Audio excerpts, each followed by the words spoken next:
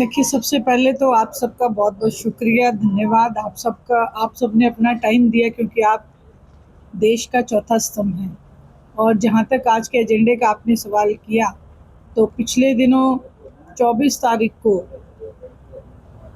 भूपेंद्र सिंह हुड्डा के पुत्र दीपेंद्र हुड्डा ने प्रेस कॉन्फ्रेंस करके कुछ ऐसी बातें कही इंडियन नेशनल लोकदल के नेता अभय सिंह जी चौटाला के बारे में, जो कि बड़ी ही मैं ये कहूँगी कि उनको ये शोभा नहीं देता है इस तरीके की बात करना।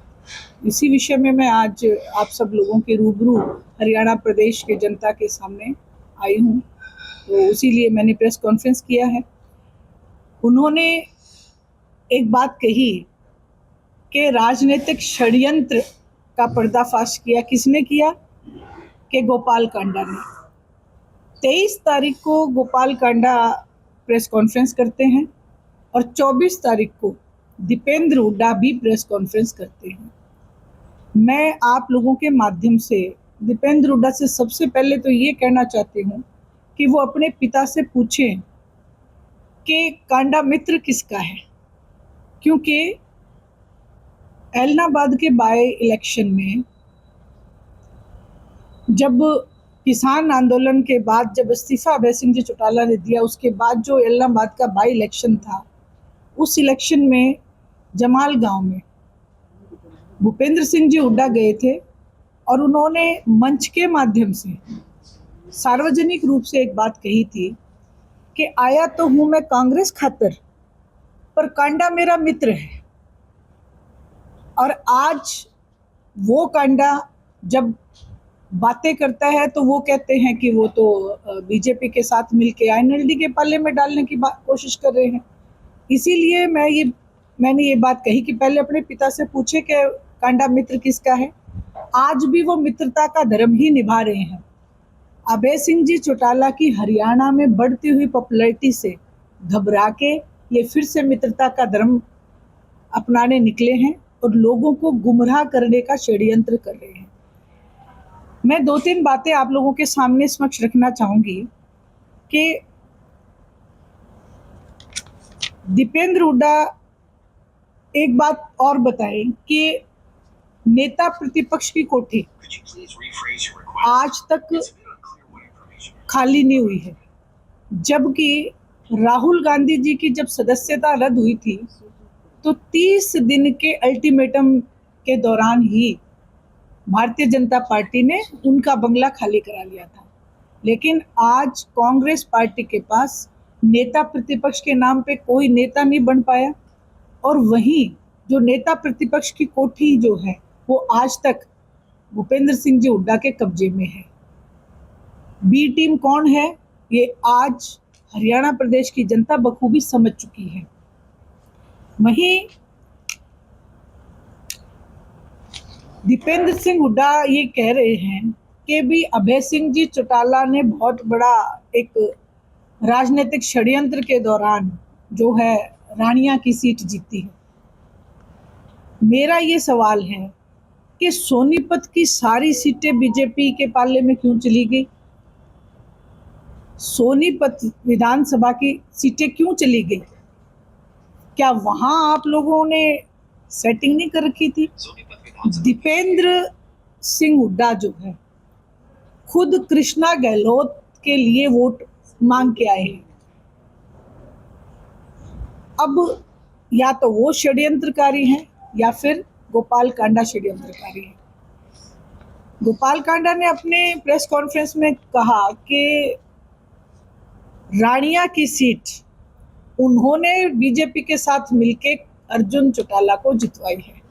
मैं ये स्पष्ट कर देना चाहती हूँ कि रानिया परंपरागत इंडियन नेशनल लोकदल की सीट रही है। हमेशा वहां पे जो कैंडिडेट जीता है आदरणीय ओम प्रकाश जी चौटाला के आशीर्वाद से जीता है। गोपाल कांडा का भाई खुद स्वयं रानिया से चुनाव आ रहे हैं और एलनाबाद के बाई इलेक्शन में भी जब लोकपा, कांग्रेस, जेजेपी, बीजेपी सब एक तरफ होके इकट्ठे होकर चुनाव लड़ रहे थे, तब भी अभय सिंह जी चौटाला एलनाबाद से चुनाव जीते थे। तो अपने भाई को तब क्यों नहीं जिताया? और बहुत बड़ी बात कि सिरसा के चुनाव के दौरान भारतीय जनता पार्टी ने अपना कैंडिडेट तक विड्रॉ कर लिया, उसके बावजूद भी गोपाल कांडा वहां से चुनाव क्यों नहीं जीते। ये बहुत सारी बातें हैं जो मीडिया के सामने और हरियाणा प्रदेश की जनता के सामने आनी बहुत जरूरी थी। पिछले चुनाव में विधानसभा के दौरान मैं भी गई हूँ, मैंने भी एलनाबाद इधर विधानसभा का चुनाव लड़ा फतेहाबाद से, और एलनाबाद के टच होते हुए गाँव में मैं जब गई हूँ तो लोगों ने एक बड़ी धारणा बना रखी थी कि इस बार भारतीय जनता पार्टी को हराने के लिए कांग्रेस को वोट दिया जाए। यानी कि हरियाणा प्रदेश की जनता ने तो पलकों पे कांग्रेस पार्टी को बिठाया था, लेकिन बाबू बेटे ने हरियाणा प्रदेश के कांग्रेस के लोगों के साथ ही धोखा किया। मैं तो ये कह रही हूँ कि जिस थाली में खाया उसी थाली में छेद करने का काम किया और हरियाणा कांग्रेस के लोगों को पीठ में उनके छुरा घोंपने का काम इन्होंने किया। जो बात कर रहे हैं कि अर्जुन चौटाला के सामने कैंडिडेट डमी कैंडिडेट था, आज मैं आप लोगों के बीच में एक बात और कहना चाहती हूँ। जो कांग्रेस का नुमाइंदा रानिया से चुनाव लड़ रहा था, मेरा एक पत्रकार भाई था, जिस दिन मेरे उस भाई ने नॉमिनेशन भरा उसी दिन जनता खिलाफ हो गई थी, क्योंकि जनता ने एक बात कही कि इन्होंने पत्रकारिता के आड़ में राजनीति की है, इसलिए लोगों ने उनको वोट नहीं दिया। अर्जुन चौटाला का चुनाव तो स्वयं रानिया के लोगों ने लड़ा। अभय सिंह जी चौटाला खुद एलनाबाद से चुनाव लड़ रहे थे, मैं फतेहाबाद से चुनाव लड़ रही थी। रानिया के लोगों ने खुद अर्जुन चौटाला का चुनाव लड़के अर्जुन चौटाला को जितवाने का काम किया है। ये जन भावना थी, इसके ऊपर कटाक्ष करना कहीं से भी शोभा नहीं देता। जनता ने वोट दिया है, जनता ने नुमाइंदा चुना है। जो लोग ये कहते हैं कि डमी कैंडिडेट, मैं ये पूछना चाहती हूँ कि लोकसभा का चुनाव आप सबने प्रत्यक्ष देखा, करनाल में मनोहर लाल खट्टर के सामने डमी कैंडिडेट कांग्रेस पार्टी ने स्वयं दिया। वहीं मैंने जो सोनीपत विधानसभा की सीटों का जिक्र किया, उसके साथ साथ जो सिटिंग एमएलए थे कांग्रेस पार्टी के, उनको टिकट वितरण किया गया, जबकि सर्वे के आधार पे उनमें से बहुत सारे ऐसे कैंडिडेट थे जिनका सर्वे आया था कि अगर सिटिंग एमएलए को टिकट दिया गया तो ये चुनाव हारेंगे। उसके बावजूद भी उनको टिकट देना, ये सीधा इस बात को दर्शाता है कि ईडी के डर से भूपेंद्र सिंह हुड्डा ने भारतीय जनता पार्टी के कहने के ऊपर टिकट वितरण किया और भारतीय जनता पार्टी को मजबूत बनाने के लिए जो कैंडिडेट इन्होंने खड़े किए, क्योंकि ये समूचा हरियाणा जानता है कि जहाँ जहाँ भी ये दोनों बाबू बेटा जाते थे थबकियाँ लगा के आते थे और हर जगह कहीं 82, कहीं 50, कहीं 25, कहीं 30 कैंडिडेट जो है इन्होंने बना लिए थे और उनको भी लूटा गया। उनसे फार्म भरवाए गए, 11-11 हज़ार, 21-21 हज़ार फार्मों के जो है फीस रखी गई। और इतना ही नहीं, ये भी कहा गया कि जो प्रोग्राम होंगे दीपेंद्र हुड्डा के, उसमें जो जितनी गाड़ियां लेके आएगा, जितना खर्चा करेगा, उसका नंबर उतना ही ऊपर आता चला जाएगा। ऐसे में बहुत सारे ऐसे कांग्रेस के जो कैंडिडेट अपने आप को समझ बैठे थे, मिलनी तो टिकट्स केवल एक को ही थी। जब एक को टिकट मिल गई तो बाकी सब बागी हो गए। वो जो बागी कैंडिडेट थे उन्होंने निर्दलीय अपना पर्चा भर दिया। ये भी गवाह है हरियाणा प्रदेश की जनता और मीडिया कि एक भी नाराज कैंडिडेट को मनाने के लिए भूपेंद्र सिंह जी हुड्डा या दीपेंद्र सिंह हुड्डा नहीं पहुंचे। ये इस बात को दर्शाता है कि वो स्वयं कांग्रेस पार्टी को हरवाना चाहते थे। इसलिए मैंने ये बात कही कि कांग्रेस पार्टी की जो आम जनता है, बेशक हमारा राजनीतिक दल अलग है, लेकिन जो आम जनता है उसको ठगने का काम भूपेंद्र सिंह हुड्डा और इनके बेटे ने किया। केवल अपनी राजनीति चमकाने के लिए। इस विषय में अगर आप लोगों के पास कोई प्रश्न हो आप जरूर पूछें। गोपाल कांडा ने जिस तरह से सवाल उठाया है, फिर खट्टर ने उसका जवाब दिया है, इस मामले में जो राजनीति ज्यादा हो रही है, फिर आरोप प्रत्यारोप ज्यादा। ये अभय सिंह जी चौटाला की बढ़ती हुई पॉपुलैरिटी का डर है, जो दीपेंद्र हुड्डा को बहुत सता रहा है और गोपाल कांडा को भी बहुत सता रहा है। क्योंकि अभय सिंह जी चौटाला बड़े सच्चे नेता हैं, उन्होंने प्रत्यक्ष रूप से इस बात को स्वीकारा कि गोपाल कांडा का साथ लेना मेरी राजनीतिक भूल थी। उन्होंने स्पष्ट किया इस बात को, क्योंकि वो उनके बेईमानी को समझ नहीं पाए। आज दीपेंद्र हुड्डा और गोपाल कांडा मिलके जो है इस हरियाणा प्रदेश की जनता को दोबारा से ठगने की मुहिम में शुरू हो चुके हैं। अपने नेता प्रतिपक्ष की कोठी रच कर गया, वो तो सरकार का काम है, विधानसभा स्पीकर के सरकार क्यों नहीं? मैंने ये कहा कि बीजेपी की बी टीम, वो ये इस बात को दर्शाती है कि बीजेपी की बी टीम कौन है। राहुल गांधी क्या तो बंगला 30 दिन में खाली करा लिया गया, लेकिन यहाँ क्यों नहीं कराया जा रहा? क्योंकि ये बीजेपी की बी टीम है, इस बात से साबित होता है। लेकिन बी टीम आप जनता को क्यों नहीं बता पा रहे? बी टीम आप बयान दे देते हो और कोई बयान दे देता है कि वो बी टीम, जनता को क्यों नहीं समझा पा रहे? जनता समझ चुकी है। जब नतीजे आए विधानसभा के 11 बजे तक तो जनता की समझ में नहीं आया था, लेकिन जैसे 11:30 बजे हरियाणा प्रदेश की जनता इस बात को बखूबी समझ चुकी है कि बी टीम भूपेंद्र सिंह जी हुड्डा ही रहे बन के। अभी सी टीम भी शामिल होगी है अलोपा। और कोई प्रश्न?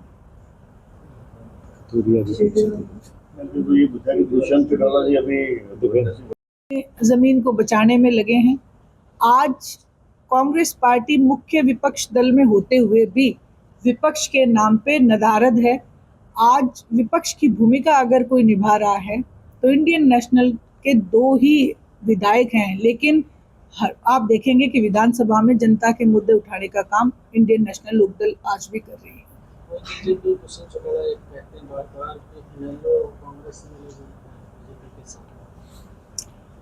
जनता उनको समझ चुकी है और जनता ने विधानसभा चुनाव में उनको बड़ा अच्छे से करारा जवाब दे दिया है। मैं तो यही कहूंगी कि वो अपने गिरेबान में झांके और अपनी पार्टी को संभालें। बीजेपी के साथ जाना मजबूर नहीं है, तो प्रदेश की जनता को एक स्थायी सरकार देने के मद्देनजर हम आपने जनता से वायदा किया, जो आप लोगों के पास 10 सीटें आई थी वो भारतीय जनता पार्टी की विरोध की सीटें थी, ना कि कोई आपने कोई कारनामा किया था।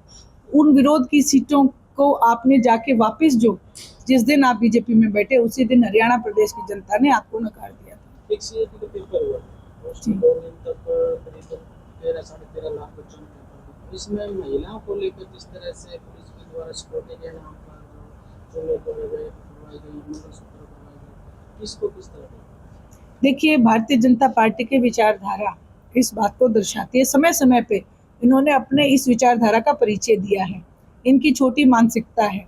आपने देखा होगा जब पहलगांव में भी जो एक सैनिक की हत्या कर दी गई थी, उस वीरांगना के लिए भी भारतीय जनता पार्टी के नेता रामचंद्र जांगड़ा ने अभद्र टिप्पणी की थी।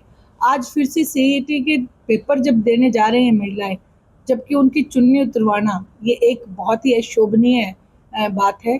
यहाँ तक कि उनका मंगलसूत्र भी उतरवाया गया, चूड़ियां तक उतरवाई गई।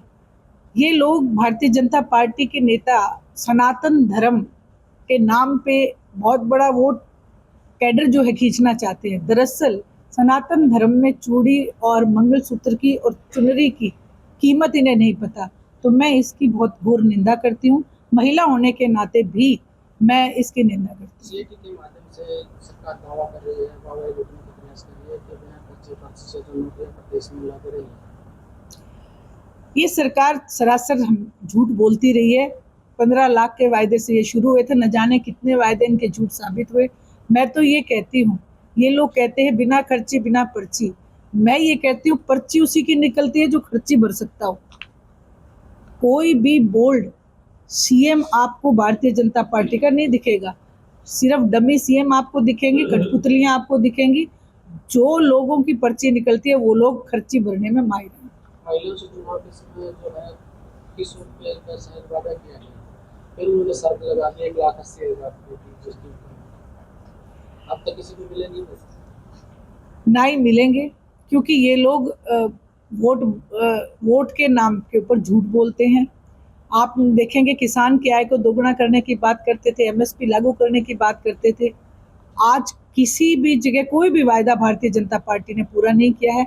वायदे अगर हरियाणा प्रदेश की जनता के साथ किए हुए पूरे अगर किसी ने किए हैं तो वो इंडियन नेशनल लोकदल के नेता रहे हैं और इंडियन नेशनल लोकदल पार्टी के। सुभाष बराड़ा के बेटे सुभाष बराड़ा के बेटे जो है विकास बराड़ा को जिस तरह से हरियाणा सरकार ने चुनाव फीस लगाया, उसको लेकर सवाल उठा रहे हैं और सरकार के मंत्री ये कह रहे हैं कि अगर मंत्री का बेटा है, बीजेपी का नेता का बेटा है, तो क्या उसे 7 समुद्र भेज दे? देखिए, अभी ये मामला जो है अभी उन्होंने ज्वाइन नहीं किया है, तो कुछ भी कहना ये बहुत जल्दी हो जाएगी। अभी उनका जो 5 अगस्त को शायद सुनवाई है, उसके बाद ये डिसाइड हो पाएगा कि मामला क्या रहा। इसलिए इस बारे में कुछ भी जल्दी कहना ठीक नहीं है। अगर इसमें एक अपराध की घटनाएं लगातार घट रही है, अभय सिंह चौटाला जी को भी धमकी मिला है। आज हरियाणा प्रदेश का एक एक नागरिक जो है भय के माहौल में है। अभय सिंह जी चौटाला को धमकी मिलना और उससे भी बड़ी बात, जींद जैसे जिले में एक महीने में 17 मर्डर हो जाना, रोहतक में मर्डर होना, आप ही के यहाँ एक नरवाल करके लड़की का जो मर्डर हुआ उसकी तय तक आज तक नहीं पहुँच पाना, ये सरकार के ऊपर सवालिया निशान उठाता है। और न केवल इतना, बल्कि ये जो गवर्नमेंट है भारतीय जनता पार्टी, ये धरातल से ज़्यादा हवा में ज़्यादा रहती है। हेलीकॉप्टर में हमारे मुख्यमंत्री तो आपको घूमते हुए दिखाई देंगे, लेकिन धरातल पे आके लोगों की सुध-बुध इन्होंने आज तक नहीं ली। आज एक तरीके से हरियाणा प्रदेश को में एक टेरर फैला दिया गया है।